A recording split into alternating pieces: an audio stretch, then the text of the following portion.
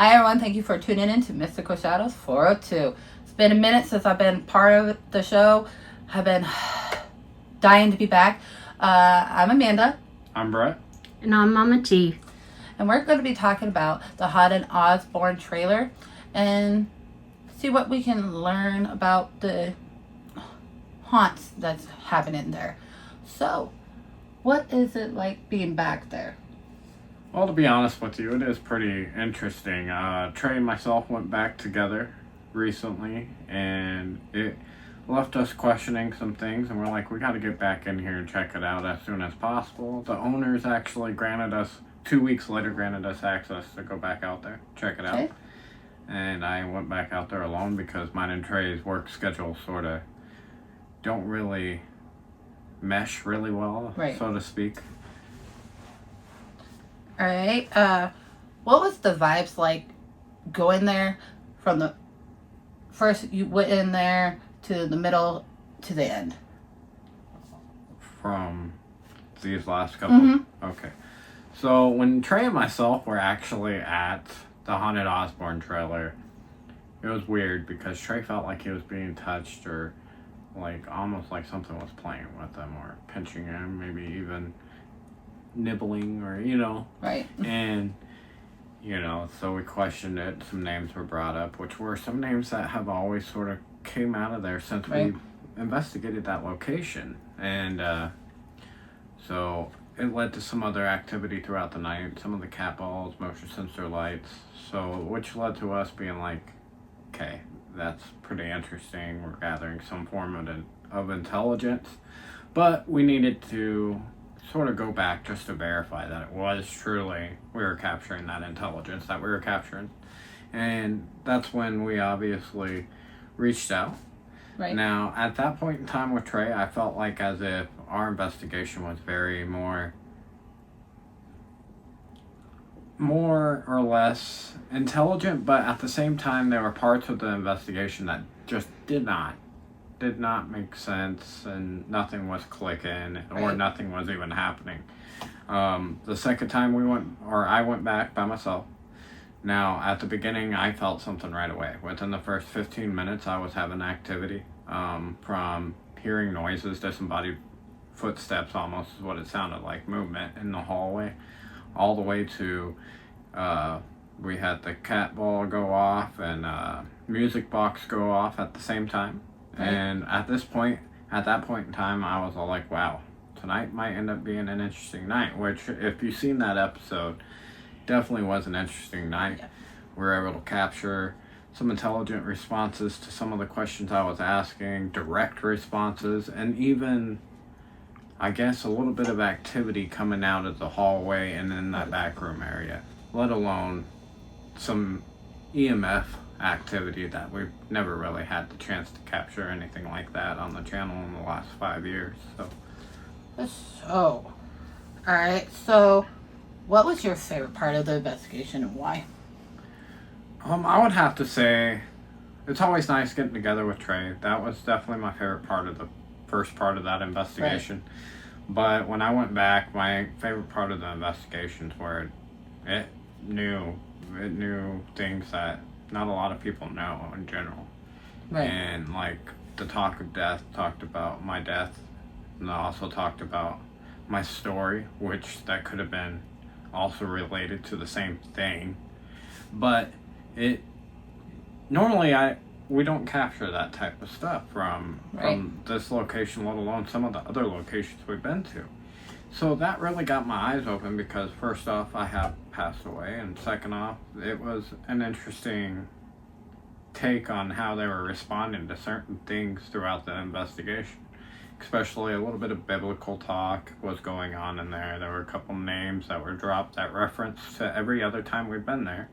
And then there were new names that we've never captured before while we were there, which had me sort of wondering, what exactly could be happening at the Haunted Osborne trailer itself.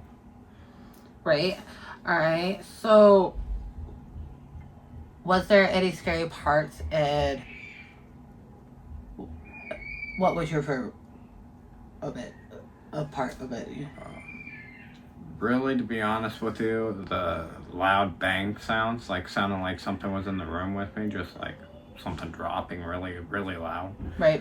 That was probably the spookiest part of the whole night. Just because of the fact, obviously, I can't see nothing dropping, anything like that.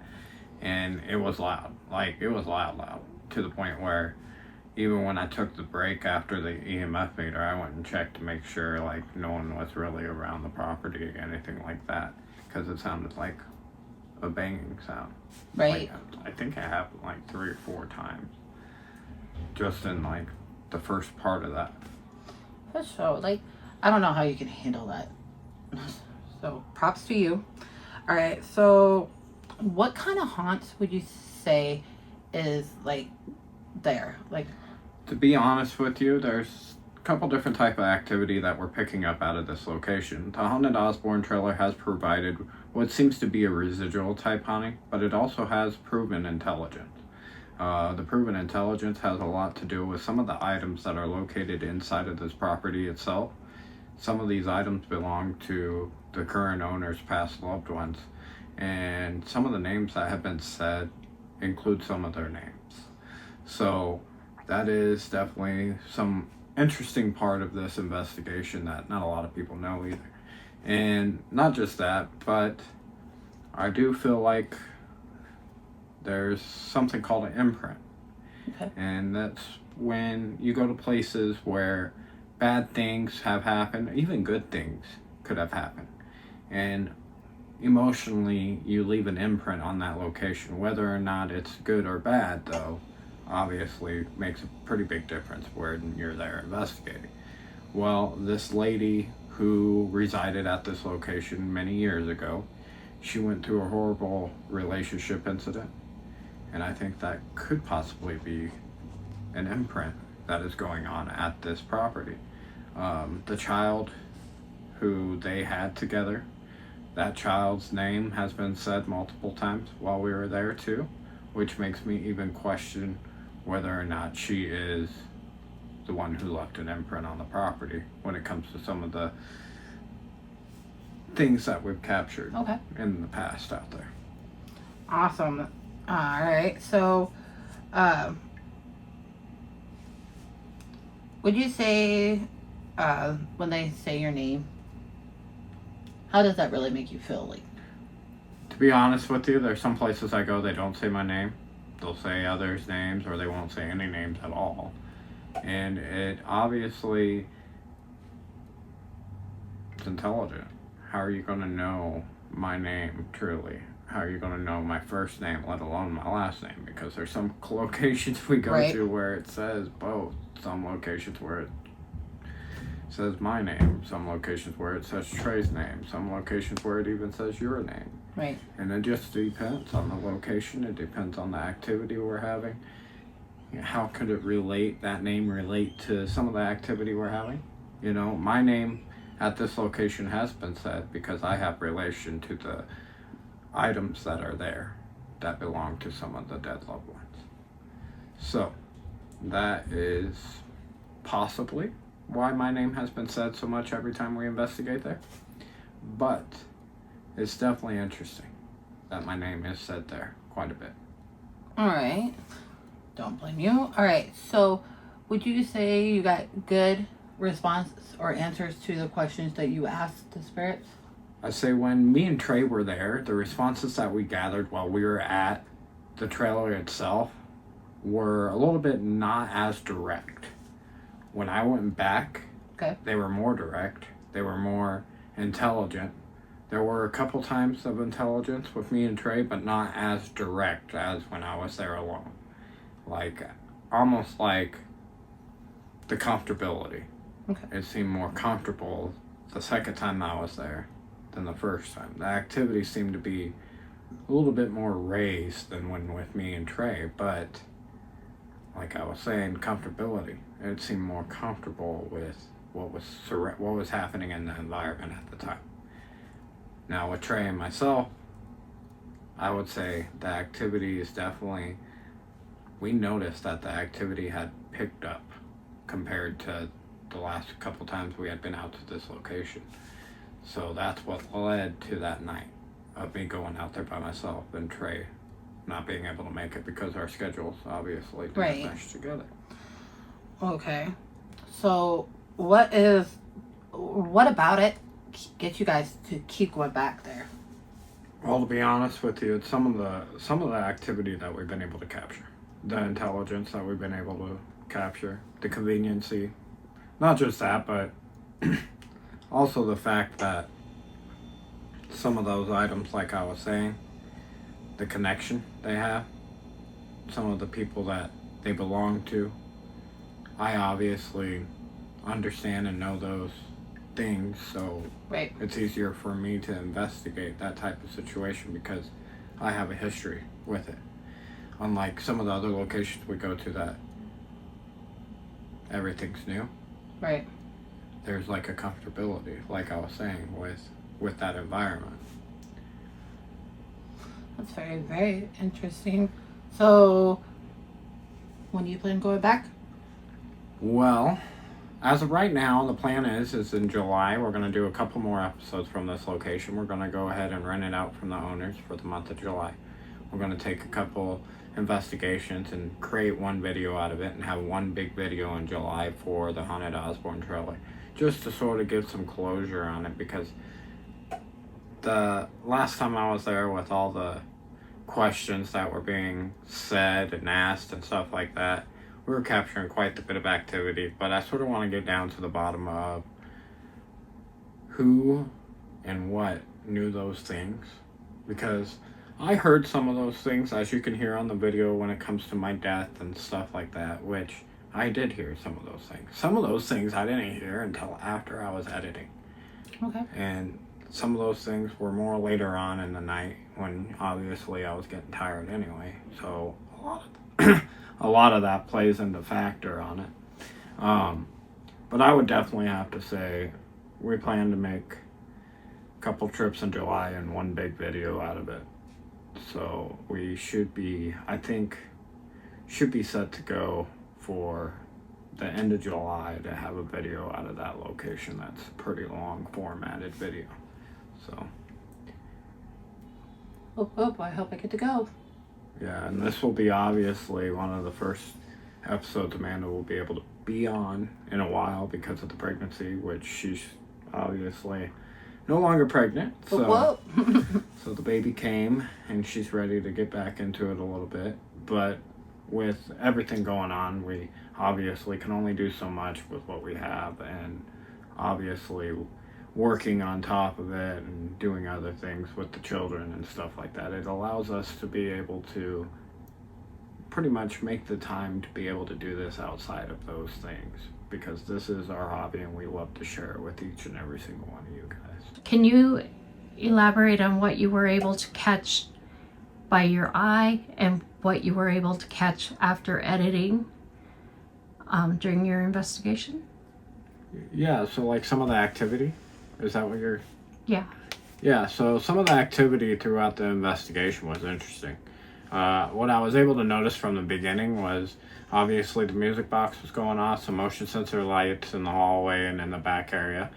Cat ball went off right next to the music box in the beginning.